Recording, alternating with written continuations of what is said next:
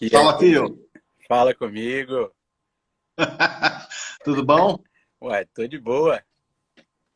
Bom Então tá demais. bom. Tô bom demais. Muito bem. Então tá. Tá saindo. Vai dar Começamos certo. no. Vai dar certo, vai dar certo. Não, cinco minutos é atraso padrão brasileiro, tá de Ah, boa. normal, normal. É isso aí. Ué. Muito bom, muito bom. Você começa ou eu começo? Uai, você pode ficar à vontade que você já tem experiência de uma live, não tem? Tem experiência, é verdade. É, ué, você tá Bom, com pessoal, experiência. para quem está aqui acompanhando, né, eu primeiro quero apresentar o Fio. O Fio Felício é professor de matemática, colega aí de luta, está trabalhando aí, tem experiência em escola, trabalha em colégio, trabalha em cursinhos em Belo Horizonte, Contagem. Então, é alguém que é apaixonado também por educação e convidei o Fio para a gente montar esse projeto, né? O Fisimaticando é a física com o Titi e a matemática com o Fio. Então, nós, a partir de agora, vamos ficar nesse bate-bola, revezando aí, né? Falando do assunto de maneira bem leve, descontraída. Antes de mais nada, lembrar que o Enem trabalha sempre com essas questões contextualizadas, né? Sem Então, dúvida. ele busca no cotidiano, busca no dia a dia a, a matéria-prima para a elaboração de questões e para o processo de entendimento de como ocorre a aplicação prática daquilo que a gente aprende na escola. De certa forma, ele tenta criar aquela ponte entre o teórico escolar e a prática da vida cotidiana. Isso é E verdade. o Fisimaticando, ele trabalha justamente lidando com isso, principalmente porque física e matemática são meio bichos papões, sempre vistos como matérias complicadas, e E, aí nós estamos aqui para descomplicar isso, né, Fio? e o pessoal ainda gosta de falar que são distantes uma da outra. Eu sou um que fala que tem muita dificuldade com o português. Eu não consigo muito lidar muito bem com o português, não. Isso eu já confesso. Mas Claro é que uma matéria consegue. extremamente necessária para a matemática. Extremamente necessária. Vocês vão É, perceber que as questões, basicamente, você precisa de ter uma estratégia de leitura. Você vai ter que ler a questão, interpretar ela ali. Às vezes, o conteúdo é necessário para resolver aquela questão, sem dúvida. O conteúdo é importantíssimo para aquilo dali, mas ter uma estratégia para resolver, ganha tudo. Você consegue ganhar tudo. Não tem jeito. com certeza. E aí é importante esse diálogo, né, entre a interpretação de textos e as contas e o raciocínio lógico, porque muitas vezes vai além de simplesmente decorar fórmulas ou saber algum Exatamente. conceito, mas é a aplicação desse conceito, né? Isso é o mais importante. E saber como aplicar. O pessoal, assim, tem uma estratégia que a matemática você tem que só fazer o exercício, só fazer o exercício, só fazer o exercício. Não. Simplesmente não é só você fazer o exercício. Você tem que saber o conteúdo e como aplicar esse conteúdo aí. É isso que você precisa. Precisa de ter uma estratégia para aplicar esse conteúdo. E assim, não é simplesmente ler a questão por ler, ler do início ao fim. A prova, ela não é um livro. Ela não é um livro. Você não vai ler da primeira página à última página. Você precisa de estratégia para resolver aquela prova. Você precisa de Sim, pensar como que você vai resolver aquela prova. E é desse jeito. é, é Agora, verdade. Amilcar, você me apresentou. Você me apresentou agora, eu vou te apresentar, né? Muito obrigado. É isso aí. Eu sei que você tem uma experiência de uma live antes da minha, você fez com o Titi aquela live de semana passada, tava, vocês ficaram mais à vontade, vocês já estão mais ambientados a isso daqui, mas eu tenho que fazer as honras agora do Fisimaticando, né? Então, Fisimaticando, Claro. sou eu, Titi, responsáveis, e o Amilcar nos convidou para esse projeto de bater uma bola, trocar uma ideia, questões do Enem, questões relacionadas a português, matemática e física. É interessante a galera que tem foco em outras matérias também. Pode entrar aqui, nós vamos trocar ideia também junto, vamos marcar uma data para a gente fazer esse bate-bola. Essa interatividade entre as matérias que eu acho interessantíssimo e muito bom. O Amilcar é meu ídolo, é um cara que não tem palavras nem adjetivos para descrever porque é muito inteligente, é um cara que graduado em letras na FMG, fez mestrado e está fazendo doutorado em Portugal. A pesquisa dele simplesmente envolve tudo dentro da educação. É sensacional ter uma pessoa dessa do nosso lado trabalhando junto, né? Isso é muito bom. Vale a pena, né? Obrigado.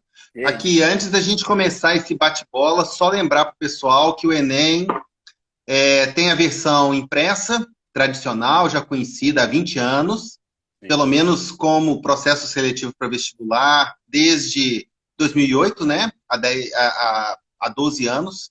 E tem agora, a partir desse ano, a versão digital, que vai ser implantada num modelo experimental para cerca de 100 mil alunos. E é isso, eu acho que a ideia é a gente preparar o pessoal que tem algum tipo de acesso à internet, que consegue acompanhar a discussão para enfrentar esse desafio, principalmente nesse momento em que nós estamos todos aí, de certa forma, isolados, né?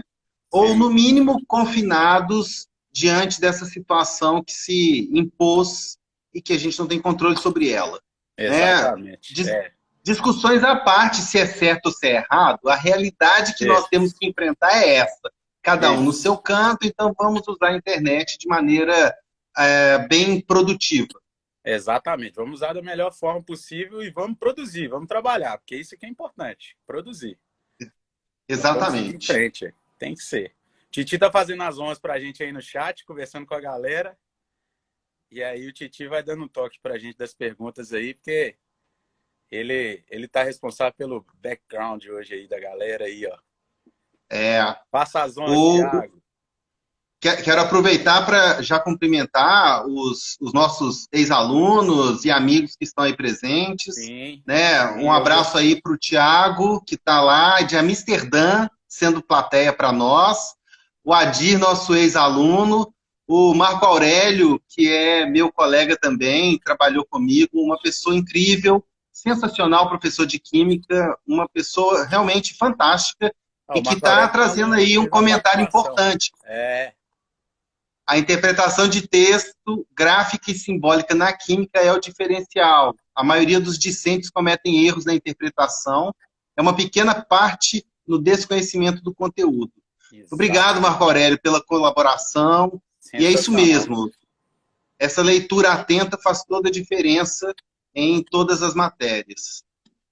É isso aí, bom demais. Aí eu vi o Gabriel, amigo meu, que tá aí também prestigiando. A galera aí, os alunos, ex-alunos, Alice, ó. Ei, pessoal, saudade desse povo. Ei, trem bom. É. Sempre bom estar com esse Amigo, pessoal aí por amigo, perto. antes de entrar na live aqui, você falou assim: ah, eu tenho que jantar, né? Porque aí já são 10 horas, né? Aqui, É, aqui eu comi aquele pão de queijo com aquele café que você me falou lá do Mercado Central aquela vez, que eu não abandonei nunca mais. Nunca mais.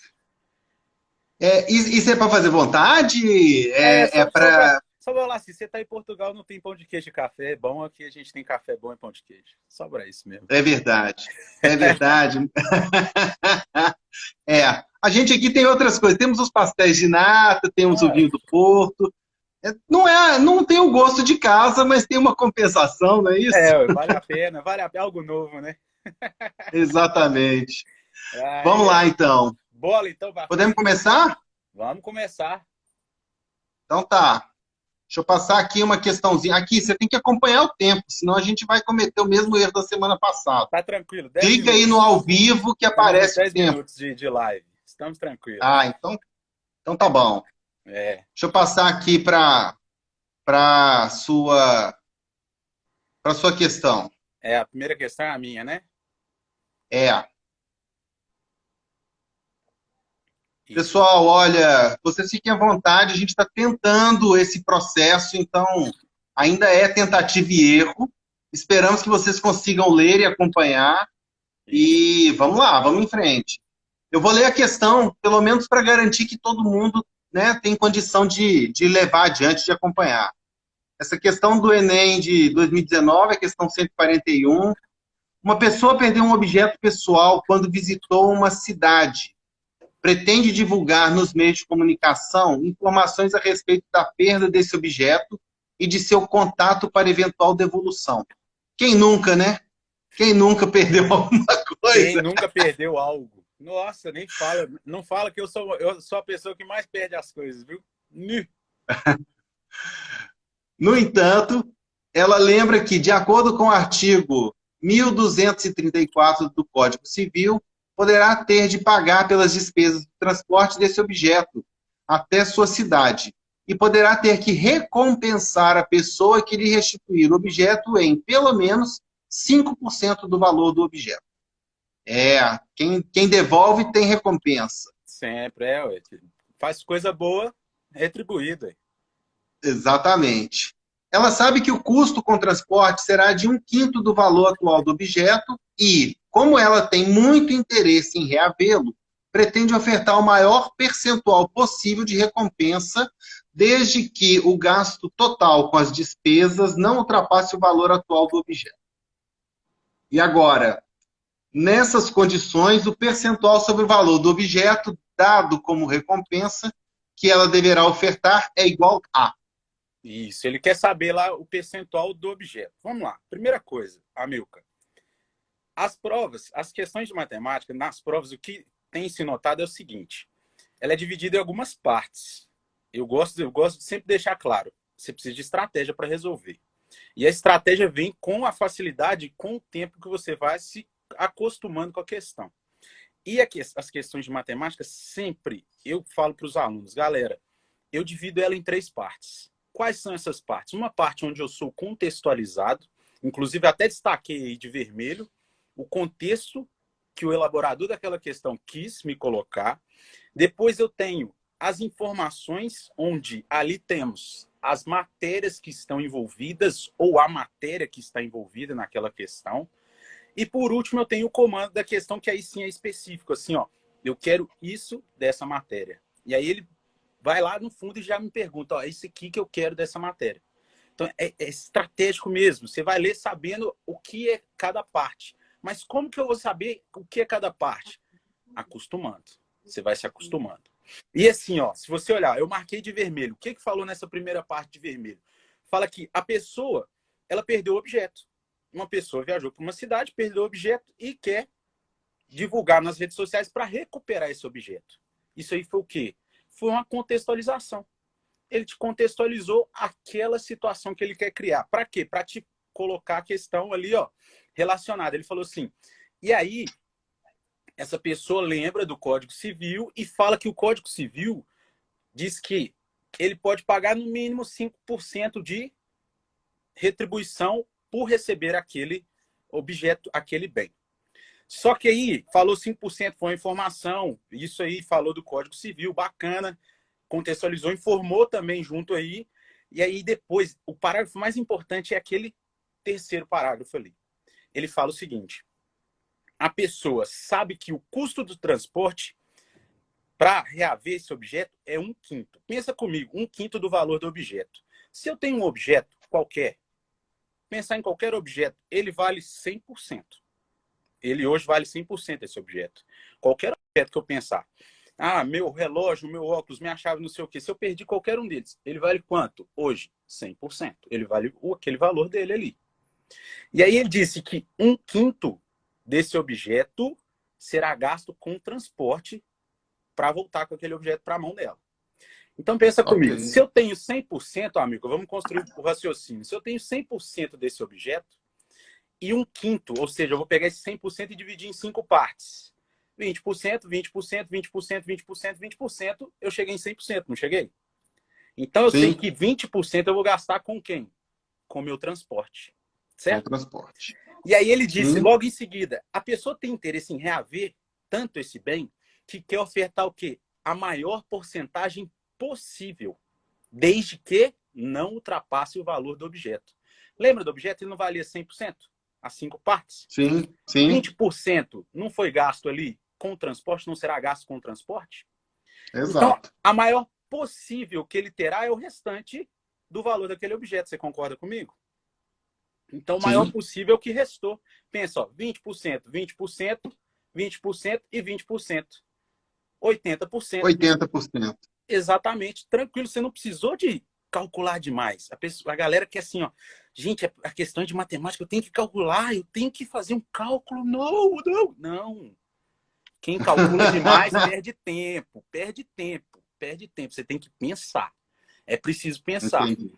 Voltando ao raciocínio rapidinho. Se eu tenho um objeto, ele vale 100% esse objeto, e um quinto, que é 20%, eu gasto com transporte, quanto que resta possivelmente o maior possível para eu retribuir? 80%, letra E. 80%. Uma Ok. questãozinha tranquila para nós. Tranquila, não é? Tranquila. É só entender mesmo o Construir o raciocínio, raciocínio. né? Construir esse Isso. raciocínio. Construir o pensamento. E, é interessante porque quando fala ali do artigo do Código Civil e quando fala ali dos 5% de restituição, por mais que tenha uma informação, mas isso vira uma cortina de fumaça para Exatamente. levar o candidato desatento ao erro, né? E na questão, eu não falo nem desatento. Pensa comigo, são 45 questões de matemática. Olha que é o peso. Aí você tá lá. Se essa não é a primeira questão, tá lá no meio ou tá no final, você já tá cansado. Você já não tá aguentando mais. E aí você olha É esse verdade. 5% e fala assim, caramba, esse 5% é importante. E nem era importante aquele E 5% nem era ali. importante. Não era importante É para essa verdade. questão. É complicado mesmo, né? É Agora é a sua, né, verdade. Amilcar? Peraí que nós vamos adaptar Deixa essa. só eu cumprimentar mais uma turminha que chegou aqui, olha. Isso, enquanto eu Quero chamo o agradecer a Rodrigo. presença da Giovana e do Jorge, que estão aí presentes, a Rob Sônia, minha Ah, querida Rob? Rob. A Rob tá aí prestigiando a gente, Ah, que isso! Que linda! Rob tá aí. Quero agradecer também a Carol e o Fagner, que também estão aí presentes, prestigiando a gente. O Adson, a Renatinha Ramos, que é lá de São Paulo, o Rinaldo, Bacana. a Adriana, a Jane Austen Brasil aí é a Adriana, minha colega também, companheirona de trabalho. Então, só gente boa aí acompanhando. A Daniela Chaves, que já teve na semana passada, está aí de novo, Firme e forte. prestigiando a gente. A Manuela aqui de Portugal. Então, esse pessoal, agradeço. A Bianca também, que está na Holanda, está lá em Amsterdã. Muito obrigado aí pela presença de vocês. Sempre dando apoio, valeu demais. É E isso nós aí. vamos aí levando essa conversa. Sim, Adriana, já falei aí da Jane Austen Brasil. Adriana, que é doutora em literatura inglesa, especialista em Jane Austen, fantástica menina, está aí nos prestigiando. E vamos em frente, né? Vamos. Próxima questão aí, Fio. Agora é uma questão sua. Eu vou ler ela para você. Lá de 2017, hein? Nós estamos adaptando aqui. E aí, ó. Fala assim, ó. A questão 7 do Enem de 2017. Propaganda. O exame dos textos e mensagens de propaganda revela que ela apresenta posições parciais, que refletem apenas o pensamento de uma minoria, como se exprimissem, em vez disso, a convicção de uma população. Trata-se, no fundo, de convencer o ouvinte ou o leitor de que, em termos de opinião, está fora do caminho certo e induzi-lo a aderir às teses que lhes são apresentadas por um mecanismo bem conhecido da psicologia social, o do conformismo induzido sob pressão, sob pressões do grupo sobre o indivíduo isolado. A referência de Dicionário da Política, 1998, tá? Os autores ali. Aí a pergunta, de acordo com o texto, as estratégias argumentativas e o uso da linguagem na produção da propaganda favorecem a... E aí, Amilcar? Bom, pois é. Na verdade, esse trecho aí foi retirado do Dicionário de Política do Norberto Bobbio, e há uma série de verbetes que têm uma interpretação ligadas não apenas à questão política, mas também ao entendimento social que elas podem trazer de acordo com a interpretação que foi dada pelos autores, né?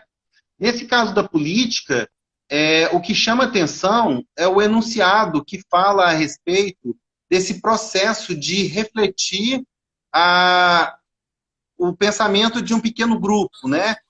Como uma forma de indução, né? Tenta induzir o leitor a compreender aquilo como uma verdade. E a propaganda tem mesmo essa função. Ela busca uma estratégia de convencimento.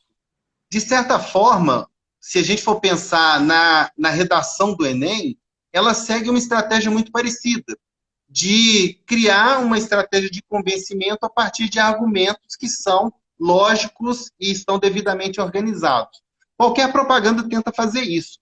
Se a gente for pensar em produtos que são pouco saudáveis, né, como o cigarro deixou de aparecer nas propagandas de televisão há poucos anos, se a gente for pensar na vasta presença que ele esteve presente, e isso aconteceu em função de uma luta muito grande contra a indústria tabagista, mas a gente via as propagandas sempre inspiradoras, incentivadoras, motivadoras, né?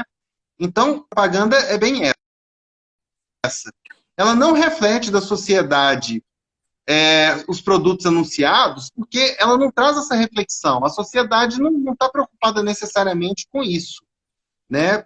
E na letra B, difusão do pensamento e das preferências das grandes massas. Se fosse isso, nós não teríamos produtos para determinados grupos socioeconômicos. A gente sabe que há produtos que são para classe A, para classe B, para classe C. Não há uma uniformidade. Uhum. Então, nesse sentido, essa difusão ela não é exatamente a verdade, né? Na letra C, imposição das ideias e posições de grupos específicos. O que é que nós temos ali? Quando você tem um determinado grupo fazendo propaganda para um determinado público, há todo um direcionamento desse produto. Então, há uma pesquisa de opinião, há uma avaliação de aceitação, existe uma preocupação não apenas com o marketing, mas também com a forma como esse produto vai chegar. Nada numa propaganda é aleatório, né? O cenário, a cor da embalagem, os atores ali presentes, né? Tudo isso é construído com esse intuito de convencer o leitor por meio desse processo de pressão do grupo sobre o indivíduo isolado. Cada um de nós está assistindo a propaganda dentro de casa ou em algum lugar, mas é assim, a propaganda que vem no celular, a propaganda que vem na TV, a propaganda que vem na revista, nós estamos ali individualmente sofrendo essa pressão daquele produto que está sendo exposto, né? Então é por isso que é a letra C. A letra D, decisão consciente do consumidor a respeito da sua compra. Não é. Nós sabemos que o consumidor vai muitas vezes pela marca, né? O consumidor que vai ao supermercado, muitas vezes ele se lembra da marca que foi bombardeada na televisão ou na internet. Então, aquilo foi falado a exaustão até que ele só chega lá e se lembra daquilo. O sabão em pó mais conhecido, né? Só de falar isso, eu tenho certeza que todos que estão acompanhando a live pensaram em alguma marca. Todos. Claro. Por quê? Porque é esse processo de propaganda que bombardeia. Né? Existem marcas que viram exatamente de produto. Você exatamente falando isso. O verdadeiro nome do produto, fala o nome da marca. Em alguns casos. É um processo que a gente chama na linguagem, né, de metonímia, né? Quando a gente troca a marca pelo produto. Uhum. Então você começa a falar o nome da marca como se fosse aquele produto, né? Exato. Por exemplo, quando eu falo em refrigerante, isso fica uma coisa muito vaga, mas eu tenho certeza que todos pensaram em alguma marca de refrigerante. Porque isso acontece, é esse processo que acontece. E ainda, só para finalizar, a identificação dos interesses do responsável pelo produto divulgado. Na verdade, não há uma identificação do consumidor com os interesses do responsável. Há uma identificação do consumidor com o produto. Ninguém sabe quem é o dono da marca X de refrigerante, da marca Y de sabão em pó. A gente sabe que aquela marca está ali e está o tempo todo nos bombardeando, né? O Titi está aí falando, né? Ninguém lembra de achocolatado. É verdade, Thiago. Ninguém pensa em achocolatado. A gente sempre pensa numa marca, né? Essa marca A Dani sempre está fazendo ali uma pergunta presente. aí, ó. A Dani fazendo uma pergunta para você, ó. Por que as Pois é, propagandas refletem apenas o pensamento de uma minoria? as propagandas, elas refletem esse pensamento porque a gente está ali sendo pressionado. Então, a minoria é aquele grupo que detém a marca. Se a gente for pensar nos donos, os donos fazem parte daquela minoria, daquele pequeno grupo. E eles é que vão mostrar a qualidade, as características, as benesses que aquela marca oferece. Então, é uma minoria nesse sentido, de que é um pequeno grupo, que é o detentor da marca e que é quem paga pela propaganda. Ok, Dani? Espero ter respondido. Show, show, show. Então tá. Deixa eu Vamos voltar. seguir em frente? Deixa eu voltar, porque, ó, eu vou te falar. Volta aí, Fio. Vou te falar que Aparece aí, bonitão. todas essas alternativas aí, nossa, eu fiquei confuso, hein? Eu fico confuso com esse tanto de alternativa aí, viu? Nossa. As minhas são mais tranquilas, eu vou direto no ponto. Mas não é. Na verdade, é essa coisa de conseguir entender quais são os mecanismos linguísticos. Quando eu fiz Isso. essa comparação com a redação do Enem, é porque a redação é algo que os candidatos lidam com uma certa frequência, porque estão ali estudando, se preparando para Sim. fazer, mas a estratégia é a mesma. Você está ali vendendo uma ideia. É uma propaganda que você está fazendo. Uhum. Né? Quando você tem uma tese sobre o tema, o que você tem que fazer é essa propaganda, de chegar e falar, olha, isso está certo, isso é bom, esse é o melhor caminho, por esse motivo, por essa situação. Então, a propaganda, ela é isso. No fundo, todos nós, em certo sentido, fazemos propaganda. Fazemos propaganda do nosso trabalho, do nosso produto, do nosso serviço, das nossas vontades, dos nossos interesses. É isso aí, Rob. É a função de linguagem, a função apelativa ou conativa, né? Aquela que busca a estratégia de convencimento. Muito bem, isso aí. Obrigado aí pela contribuição. Rob é sensacional. Ela é demais. Muito É. bem. Para a gente não delongar mais, vamos para a próxima? Vamos seguindo, vamos seguindo. Então tá, a próxima aqui é Uma questãozinha de do nosso amigo geometria. Fio. Geometria, Vamos lá. galera. Matar um pouquinho do que é conceito aí, ó, de geometria. É preconceito mesmo. Eu posso falar que eu sou um deles, que sempre tive. É anterior a essa. Peraí, voltar aqui. Isso. Sempre tive medo. Geometria, para mim, sempre foi um bicho-papão. A geometria, Vamos lá. poucos gostam, eu acho legal. Vai. Não, não é uma questão de gostar, é uma questão de achar fácil ou difícil. Para mim sempre foi Amigo, você complicado. vai. Ó, nós vamos pensar, nós vamos construir esse pensamento aqui agora e você vai gostar. Vamos lá, que você vai ficar tranquilo agora. Tá bom. Demorou? Começou com uma coisa difícil, que é esse povo aí desse esporte que é remo, que eu já não entendo nada disso. Mas vamos lá. Nossa. O remo de assento deslizante é um esporte que faz uso de um barco e dois remos do mesmo tamanho. A figura mostra uma das posições de uma técnica chamada afastamento. Nessa posição, os dois remos se encontram no ponto A e suas outras extremidades estão indicadas pelos pontos B e C.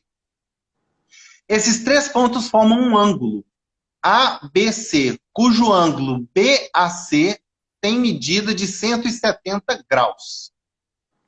O tipo de triângulo com vértices nos pontos ABC, no momento em que o remador está nessa posição, é... Aí, ó. Rapaz, a coisa já começa com um ABC que vira BAC. Ô, que isso, amigo. Ó, tranquilo, ó. Primeira coisa, a gente precisa de saber classificação dos triângulos. Simples. Simples, direto. Como assim? Vamos lá. Aquela parte de contextualização, o que ele te falou? Ele te falou do quê? Falou do esporte do remo, certo? Que o esporte Certo. tem dois remos do mesmo tamanho. Beleza? Até aí tudo bem. Tranquilo. E aí ele falou que os dois remos são apoiados, um no C, outro no B e no A ali, ó. Certo? Formando um Certo. triângulo. Ó, Bacana. olha a responsabilidade que você tem explicando. A Silvânia falou que ia pular essa questão. Gente, Então mas você olha aqui, explica ó. direitinho para ela entender. Ó, formou o triângulo. Você conseguiu formar esse triângulo ali pelo desenho, não conseguiu?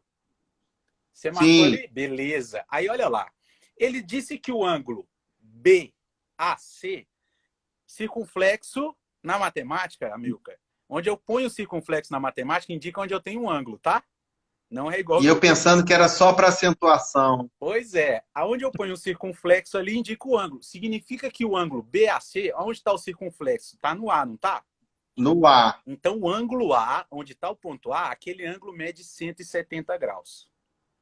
Beleza? Então, você Ok. tem ali, ó, aquele ângulo A, onde está unido os dois remos, é 170 graus. E os dois remos têm a mesma medida, certo? Agora, vamos Ok, lá. certo. Para classificar os triângulos, nós temos assim, ó, a classificação pelos lados e a classificação pelos ângulos. São dois tipos de classificações para os triângulos. Vamos lá. Você sabe muito bem disso, Amilcar. Se eu tenho um triângulo com dois lados iguais, ele é chamado de triângulo Isósceles? isósceles. Olha para você ver como que você sabe, ó. É um triângulo isósceles. Eu tenho dois lados iguais, ou seja, os dois remos são iguais. Meu amigo, eu só sei isso por causa da etimologia do isósceles. O Ah, iso aí significa igual. isso! É O o que português a significa serviço da isósceles? Isso matemática. aí, me ajuda aí. O que significa isósceles, então? Os isósceles são os dois lados iguais. Iso significa igual. Uhum. Então, ó, você já, pela etimologia, você usou o português para responder. Vamos lá, as alternativas. Você tem lá retângulo, escaleno. Não é escaleno. Acutângulo, escaleno. Não é escaleno. Opa, acutângulo, isósceles, obtusângulo, escaleno e obtusângulo, isósceles. Você ficou com quantas alternativas, Amilcar? Duas, que falam que é isósceles. Ok. Correto? Aí, Sim. ó, duas alternativas, a C e a E.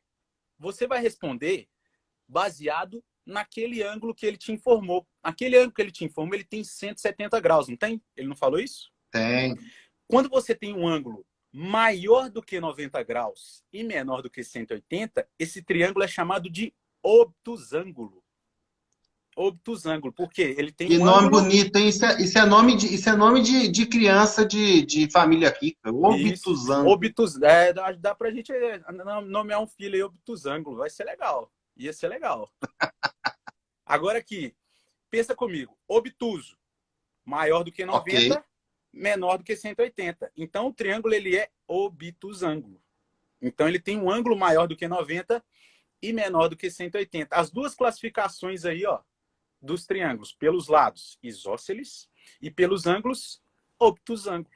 Com essas duas classificações, você marca lá o quê? Letra E, feliz da vida, sem nenhum problema. Silvana, pegou aí? Muito bem, muito bem. Não, e na verdade é interessante como é que a etimologia ajuda, né? Porque Ajuda. se o iso é igual, quando a gente fala em acutângulo, o acutângulo é aquele ângulo menor, né? Como se Menor do fosse que 90. como Exato. se fosse uma ponta, né? Algo agudo, né? O agudo, isso. O triângulo, quando tem os três ângulos agudos, é chamado de acutângulo. Quando ele tem um ângulo obtuso, ele é chamado de obtusângulo. Quando ele tem um ângulo reto de 90 graus, ele é chamado de retângulo. São as três classificações pelos ângulos. E aí, ó, Ok. dos lados a gente já viu o isósceles, o equilátero, não é? Que a maioria conhece, e tem o Isso. escaleno, que eu tenho os três lados diferentes, tá? A medida dos três lados diferentes. Então, o triângulo ele é tão especial que ele tem classificação especial para eles, pelos lados e pelos ângulos. Ele é bacanudo, ele é bacanudo. É. Triângulo é uma coisa. Ele é metido à besta mesmo, né? O Tá triângulo, doido? o triângulo é o seguinte: o triângulo não é uma matéria específica do ensino médio, a gente focar muito no triângulo. Claro que tem a geometria plana lá no primeiro ano, que a gente vê um pouco de geometria plana, mas a forma como a geometria plana é colocada no Enem geralmente é base para uma questão de geometria espacial, ou pode mesmo simplesmente cair a própria circunferência, os triângulos, aquele negócio todo. Mas o foco principal ali, que eu vejo na geometria para o Enem, assim, Tem um pouco de geometria plana, sim, concordo, mas o foco é mais a geometria espacial. E a base para a geometria espacial é a geometria plana. Infelizmente, a gente precisa dela um pouquinho para ter a geometria espacial na cabeça. Entendi. Tá certo. Ô, Titi, deixa de ser enjoado, ser bicho tá C por quê? Você ia chutar C e ia errar aí, ó. E errar, velho, é só raciocinar um tiquinho. Até eu tô aprendendo a fazer essas bagaças aí, ó. Você dá conta? E vai pegar fácil. Você vai sair daqui, Ah, você vai acertar 43 de 45 na hora do Enem. Aí, Amilcar, essa é a ô, sua Fio, próxima questão, o hein? Adir tá perguntando, essa questão no Enem seria considerada como? Essa questão no Enem ela seria considerada fácil desde que você saiba a classificação dos triângulos, né? Você precisa saber a classificação. Pois é. Se você O não souber problema a é sempre classificação, esse aí desde que, né? ela fica muito difícil se você não souber a classificação. Mas é isso mesmo, Adir. É a questão, assim, básica que a gente precisa de acertar, né? Questão fácil a gente precisa de acertar. Sempre, sempre. Pela TRI, né, Amilcar? A gente podia marcar um dia para falar Pois de é, TRI, né? a gente tem que tirar a próxima live para falar um pouco da TRI, porque eu já recebi umas perguntas a respeito desse assunto. Recebi hoje ao longo do dia e resolvi até deixar para comentar aqui agora. Tem gente querendo saber como é que isso funciona, querendo entender um pouco como é que é essa nota do Enem. A gente vai comentar, viu, pessoal? Vamos falar sobre a TRI numa próxima oportunidade aí para todo mundo acompanhar. Né? Quem me perguntou, já respondi aí no direct, mas vamos falar disso, né, de uma maneira mais organizada Sim, em breve, tá bom? falar da TRI é uma Vamos lá, boa. né? Questão de português, de linguagens. Linguagens, questão 15, 2018, né? Dia Isso. 20, dia 20 do 10, começa assim o texto. Dia 20 do 10. É preciso não beber mais. Não é preciso sentir vontade de beber e não beber. É preciso não sentir vontade de beber. É preciso não dar de comer aos urubus. É preciso fechar para balanço e reabrir. É preciso não dar de comer aos urubus, nem esperanças aos urubus. É preciso sacudir a poeira. É preciso saber beber sem se oferecer em holocausto. É preciso. É preciso não morrer por enquanto. É preciso sobreviver para verificar. Não pensar mais na solidão de Rogério e deixá-lo. É preciso não dar de comer aos urubus. É preciso, enquanto é tempo, não morrer na via pública. Poesia popular brasileira, 2012 aí. A pergunta: o processo de construção do texto formata uma mensagem por ele dimensionada uma vez que Jesus Maria José, nisso aí. Antes da gente entrar nas alternativas, né? Esse aí é um poema do Torquato Neto e é muito interessante esse processo de construção. Primeiro porque ele vai romper com aquilo que é a estrutura tradicional que a gente tem para poesia, né? Daqueles versos todos separadinhos, da estrutura em estrofes, né? Por se tratar de uma poesia contemporânea, nós não temos essa estrutura tradicional. Então, o primeiro ponto que chama atenção é esse. Então, muda completamente a estrutura. O segundo ponto que chama atenção é o processo de presença de certos recursos. E, nesse caso, o recurso chamado anáfora. A anáfora é uma figura de linguagem que indica uma repetição no início dos versos. Geralmente no início dos versos. Ela pode acontecer em algum outro momento, mas esse processo de repetição de uma palavra, de uma expressão ou de uma frase, às vezes até de um único verso, né? Cada vez que ele se repete ali de uma maneira recorrente. Nesse caso, o que nós temos é a presença da anáfora com a expressão é preciso. Às vezes, ele tem o não é preciso, mas o é preciso vai permear o texto inteiro. Né? Essa construção vai acontecer sempre com essa situação, né? O texto vai ter, é preciso isso, é preciso aquilo, é Uhum. preciso isso, é preciso aquilo, para ser construído. E aí, o que que ele quer com isso? A gente pode dizer que é um estreitamento da linguagem poética? Não, porque não é a repetição que estreita ou que empobrece. Ela pode ser usada como um recurso. Daí Uhum. o uso da anáfora. Daí a gente ter até uma classificação específica para essa repetição que acontece. A gente pode dizer que reflete as lacunas da lucidez em desconstrução? Ora, a gente não pode dizer que tem uma lacuna nessa lucidez, porque, primeiro, se é lúcido, né? Ou é lúcido ou está em desconstrução. Essas duas coisas são meio antagônicas.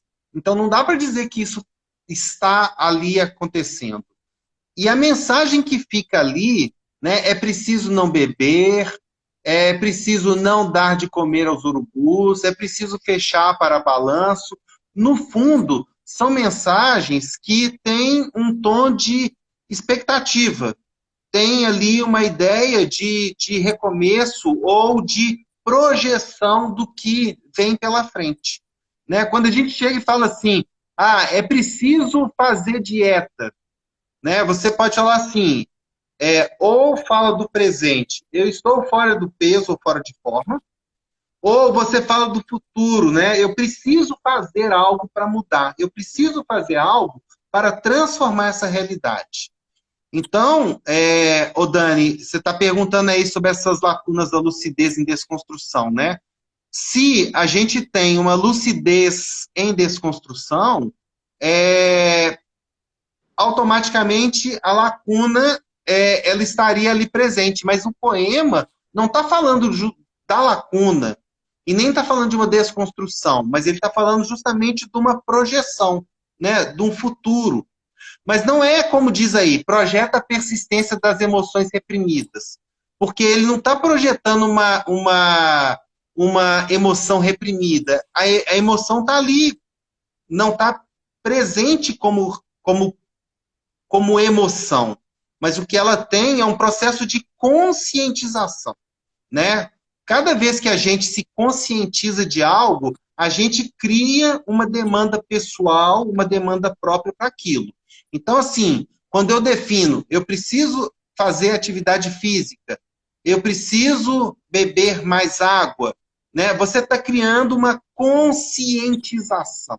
É por isso que essa aí tem como alternativa a letra D, né? Repercute a consciência da agonia antecipada. Por que que aí é uma agonia antecipada? Porque quando você chega e fala assim, eu preciso sair da inércia para tomar aquela atitude, você sente uma certa agonia por essa antecipação de uma adversidade, né? De certa forma, a gente pode dizer até que é de um certo sofrimento, né? Quem está acostumado a não fazer nada, começar a fazer atividade física é um certo sofrimento. Quem está acostumado a beber pouca água, ter que se obrigar a beber mais água é um certo sofrimento. E aí é nesse sentido que a gente tem essa repercussão. A consciência começa a antecipar um pouco essa agonia, esse sofrimento de que eu preciso tomar uma atitude Preciso de para algo. agir, eu preciso modificar para agir, tá? Uhum. Então aí é a letra D. E não é a letra E de revelar a fragmentação das relações humanas, porque você não tem ali relações humanas sendo expressas. O que a gente tem ali é apenas um processo de tomada de consciência subjetiva, né? Essa consciência subjetiva de que a pessoa tem que agir concretamente, tá? Bacana, viu? Agradecer aí a Dani pela pergunta, o João Vitor, o Luiz Dias, a Maria Celeste, que acabou de entrar também. Obrigado aí, pessoal, por estar participando, Aí, ó. por estar aí presente. E aí, Fio, a gente tem tempo ainda? Como é que está o nosso Nós tempo? temos 15 minutos, Amilcar. 15 minutos. Então tá de boa. 15 minutos ainda. Dá para fazer mais alguma coisa? Dá, acho que dá. Eu tô Vamos vendo lá, aqui. partiu mais uma de matemática? Mais uma galera que participa mais da de português que da de matemática, né? Eu não sei o que que tá acontecendo com isso. Não sei o que tá acontecendo. Olha, é porque eu já estava na live da semana passada, então eu tenho fã-clube. Ah, você já tem já, né? Seus fãs já, né? Ah, só Ah, pode ser, né? bom saber. Isso aí, ó, aí, ó, você tá, a concentração diminui, porque você tá sozinho aí, e aí a matemática e eu e o Titi, a gente divide aqui a atenção do Fismaticando. Pois é, duas vezes mais chances de terem fãs do que eu. Ó, oh, que isso, hein? Você também saiu bem Não agora, é? hein? Ai, ai. Vamos lá, você tem uma questão de gráfico aí pela frente. Gráfico é Aí, sempre um ó, bicho-papão. gráfico, ó, matemática, você tem que pensar sempre na recorrência. O que é recorrente em matemática? Proporcionalidade, porcentagem que nós vimos, geometria, interpretação de gráfico. Isso daí, galera, é recorrente. E se é recorrente, você precisa saber na hora da prova. Você precisa de interpretar um gráfico muito bem. Beleza? Muito bem, vamos lá, né? Interpretar gráfico é uma coisa interessante se a gente pensar que é uma linguagem não verbal, né? Isso, não verbal e sempre aparece gráfico toda prova. E não só em matemática, tá? Gráfico não cai só em matemática, cai em várias outras matérias. A Silvânia está aqui comentando, ó, gráfico sempre aparece. Sempre, não E a tem jeito. Renatinha está aqui demonstrando um certo desespero. Meu Deus, tô achando que você vai ter que explicar isso direitinho para ver se a Renata fica fã aí, ó. Ah, o gráfico é tudo de bom, só. É sempre, sempre. Titi falou assim, o gráfico é bom, só, porque é fácil. Questão de gráfico é fácil, sempre fácil. Gráfico para o povo das exatas. Vamos lá. Ah, é Como é que bom. fica esse aí? Olha aí, ó. A questão ela começa contextualizando, né? Então, ela fala da concentração do remédio, fala concentração de fármacos. Olha, o povo gosta de usar umas palavras diferentes, né? Fala concentração de fármacos a cada meia-vida. Então, contextualizou falando que o remédio tem uma meia-vida, depois de um certo tempo ele perde 50% ali da sua concentração no organismo. E aí, ele... Aqui, só fazer um comentário, né? Primeiro que fármaco, né, que é o remédio aí, né, é um Uhum. termo que vem lá do grego, então tem aí a ideia de que é um remédio. Mas quando você falou em meia-vida, eu lembrei de pneu meia-vida. Quando a Você galera anda... tá meio sem grana aí, meio caída, tem que trocar o pneu que tá carecão, tem que comprar um meia-vida às vezes, né? Isso, tem que comprar o meia-vida para rodar mais um pouco. E assim, o remédio...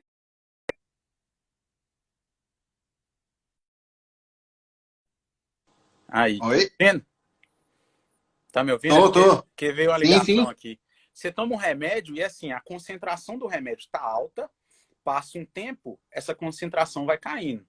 Aquilo dali, a galera que já se familiarizou com matemática, aquilo dali eu adoro aquela matéria que parece ser o quê? Uma função exponencial.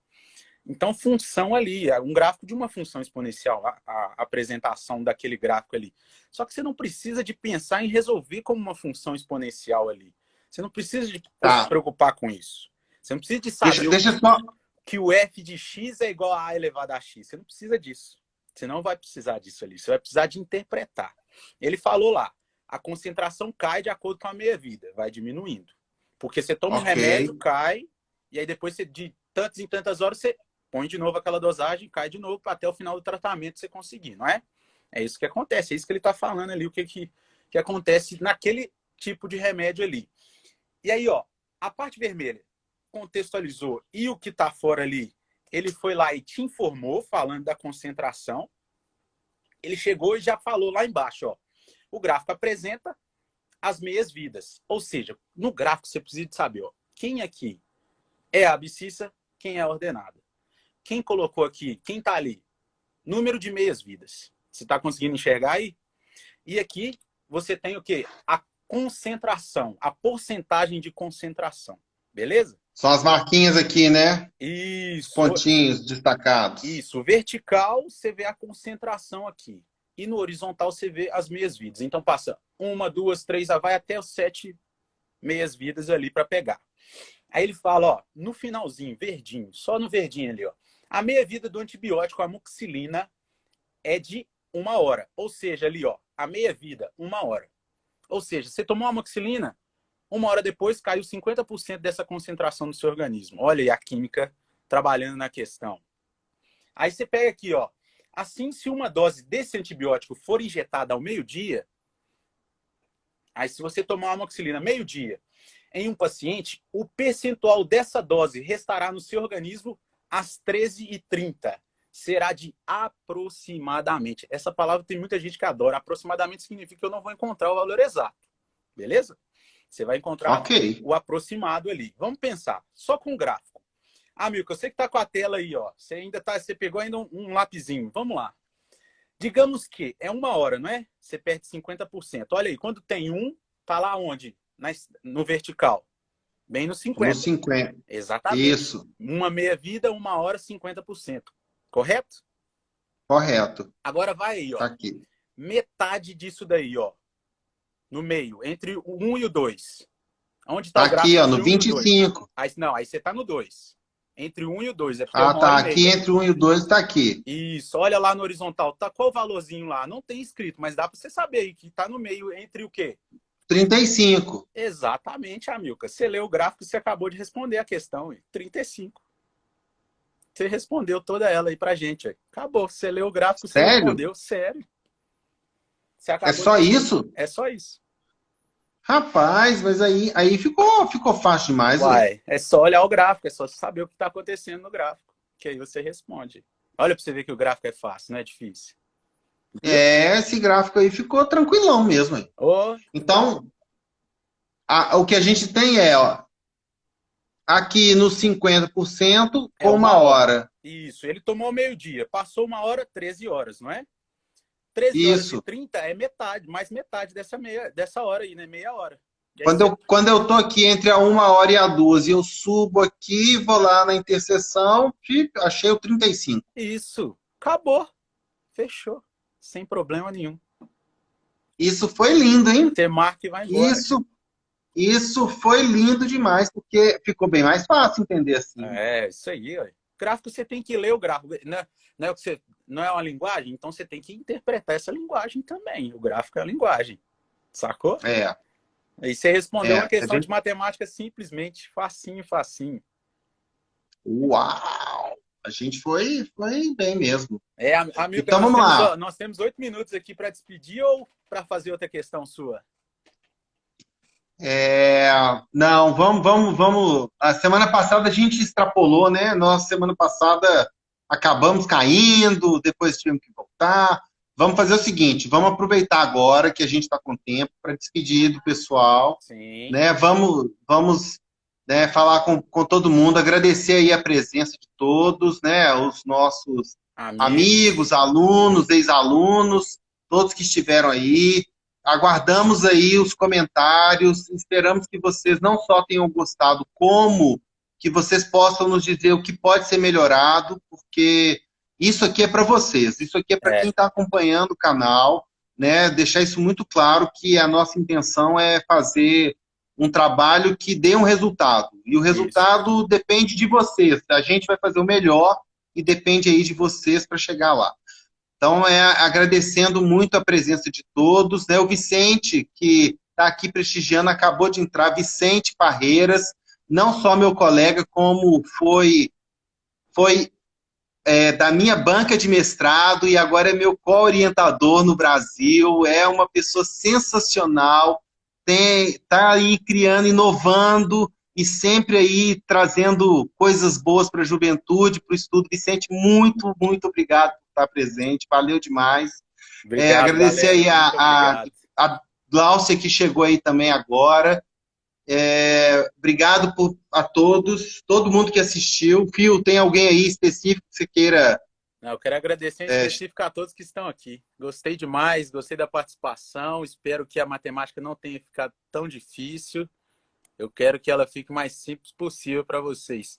E assim, não é na primeira vez que você vai se acostumar com ela, não. Calma, nós vamos construir o nosso raciocínio. Nós temos aí o ano inteiro para se encontrar nas segundas-feiras aí para se acostumar com isso aí. É isso aí. Lembrando que o projeto é esse, toda segunda-feira nesse horário. Isso. Nós estamos aqui discutindo física, matemática, a interpretação das questões, as questões de linguagens e as questões também de física e matemática que precisam desse entendimento, dessa interpretação. O projeto é esse. né? O horário que a gente escolheu foi para tentar achar todos, na medida do possível, disponíveis para participar. A gente sabe Isso. que tem uma galera que estuda à noite, tem uma galera que estuda à tarde, então agradecer mesmo. Se vocês curtiram também, divulguem para a galera, passem aí, quem puder vir e gostar também, se acha que é interessante, indique também, nós estamos aqui para ajudar. Se você tiver alguma dúvida durante a semana em alguma questão, pode mandar no direct também que a gente responde, a gente faz o máximo possível para te ajudar. Isso, as dúvidas das questões apresentadas e até mesmo as dúvidas de outras questões, mandem aí para nós no direct, que a gente faz questão de responder. Ao longo da semana a gente vai responder todo mundo. E se vocês tiverem aí alguma observação a fazer, comenta, fala com a Sim, gente, que nós estamos aqui para nós poder estamos atender e aprendendo fazer o junto. melhor. Nós estamos aprendendo É isso junto. aí. Nós estamos criando também nosso nicho aqui, estamos entendendo como que é, porque eu achava que eu sabia de tecnologia, mas eu gosto do tanto, todo dia, o tanto que eu apanho. Eu apanho todo dia, todo dia. Não tem condição disso daqui. É isso aí. É bom Então tá, demais. galera, obrigado, foi muito bom. Valeu, Fio. Valeu, Amilca. Brigadão pela parceria, convite sensacional. Vamos manter isso daqui. A galera aí, semana que vem nós estamos juntos. Quer dizer, o Titi está aqui com vocês na semana que vem. E aí nós vamos batendo essa bola e trocando as Isso, turmas.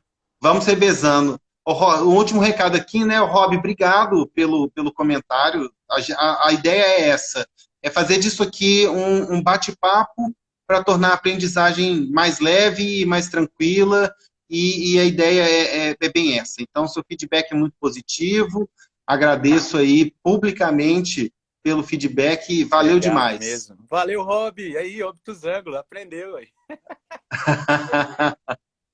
Ai, Então ai. tá, gente. Valeu, Um galera. abraço para Adi, um todos. abraço. Valeu demais. Valeu Abraço, demais. Adi. Valeu. Falou. Salva aí pra gente guardar, viu, Fio? Demorou. Fechou. Abraço. Abraço. Tchau, Tchau, tchau. tchau.